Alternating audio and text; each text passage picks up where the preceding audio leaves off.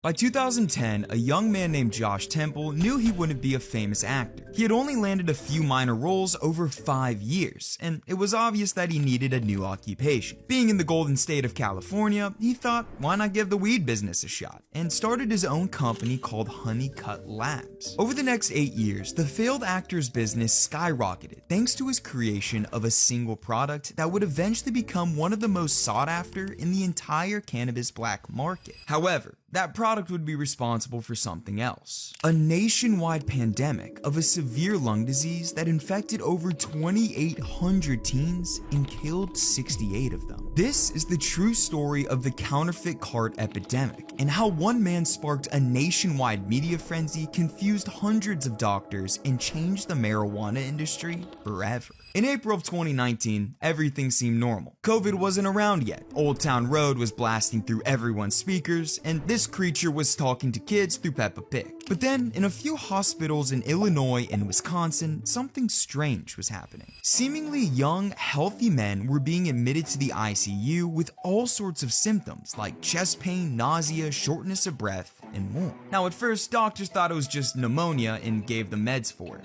but that didn't work. The patients only got worse over the following days, some of which required supplemental oxygen just to keep breathing. And as 200 more teens appeared in ICUs, doctors became baffled. They had no clue what this disease was, how to treat it properly, or what even was causing it in the first place. Everything seemed hopeless, but then they found a lead. It turned out that all of these teens who were becoming sick vaped. Whether it be on THC carts or disposables, or both, it became clear that these devices the patients were chiefing were causing them to become severely ill. Hence, the CDC named this new disease EVALI, or e-cigarette or vaping product use associated lung injury. Now, despite this revelation, they still didn't know the exact cause of EVALI. Was it Juul causing all of this? Puff Bar maybe? Or was it the hot dog water? The CDC wanted to find the answer, so they started investigating. They went case by case, examining the details of every teen situation and their vape of choice, hoping to find patterns. And they eventually did. A good majority of the teens were smoking THC carts, and after running tests on these carts, they found that they contained a plethora of garbage. Countless pesticides and other nasty chemicals kept showing up in the results, making it clear that they should dig deeper into the companies making these carts. But they couldn't, because these companies weren't real. Well, some of them were, but the products the teens used from those companies were black market fakes. Another brand that kept showing up was Dank Vapes, but after digging into them, the CDC found that it wasn't a real company at all. It was a black market brand through and through, with the sole purpose of making these booth carts look legit. It turned out the only pattern between these products was that they were coming from street dealers, who were buying fake packaging online for pennies and selling carts filled with God knows what. Now, this is where you think the story ends, given the CDC hit a dead end. But it doesn't. There actually was another pattern that connected all of these deadly carts together.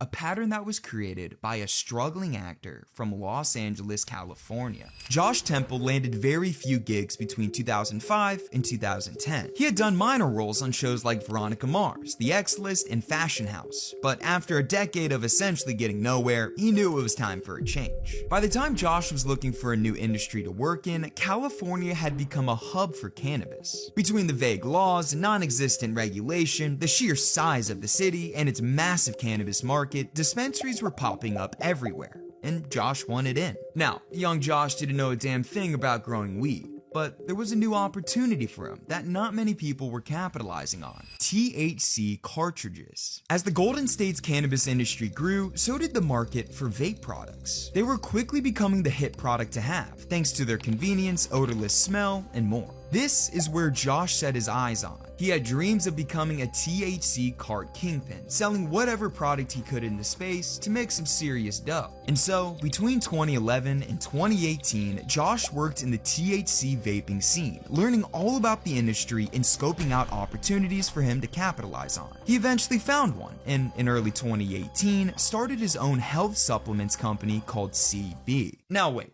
health supplements? Now don't get me wrong, there are benefits to smoking pot. but it's no health supplement. Well, the product that Josh created technically was a health supplement, and it's the same product that would eventually contribute to his company's meteoric rise and horrific downfall. Ladies and gentlemen, let me introduce you to Honeycut Diluting Agent, Josh's flagship product from his company. This was essentially liquid gold to him and the millions of customers he sold it to. Customers who were black market dealers. In simple terms, this product was a cutting agent that you could add to homemade THC cards to not only make them look legit, but also to use less pure THC oil. It had no taste, no smell, and had the exact same look and consistency as THC oil. It also passed something called the bubble test, which is a common way to tell if your cart is boof or not. In the past, most fake carts were cut with things like propylene glycol, making carts look runny and less pure because the bubble in the cart would move when tilted. But Josh's new product didn't change the viscosity of the liquid at all, making the bubble stand still, which in turn convinced users they were smoking pure distillate. Now, there was one secret with Josh's revolutionary offering. It was mostly made of vitamin E acetate. And by most, I mean 95% of it. Over his years in the industry, Josh discovered that vitamin E acetate, a chemical compound usually found in skincare products, was a beautiful substitute for THC oil. And even better, it was dirt cheap. He could buy a liter of raw vitamin E acetate for anywhere between $8.50 to $42.60, repackage it, and mark it up between $1,100 and $13.50 a liter. A 13,000% profit margin. And before you assume people would be crazy enough to buy that, illicit dealers ate it up. They could easily pocket an extra $5,000 in profit on average by stretching their supply of THC oil with Josh's cutting agent. It was a win-win for both parties. Josh's profit margins were through the roof, and street dealers could make thousands in extra profit. And I haven't even touched on the best part of all of this.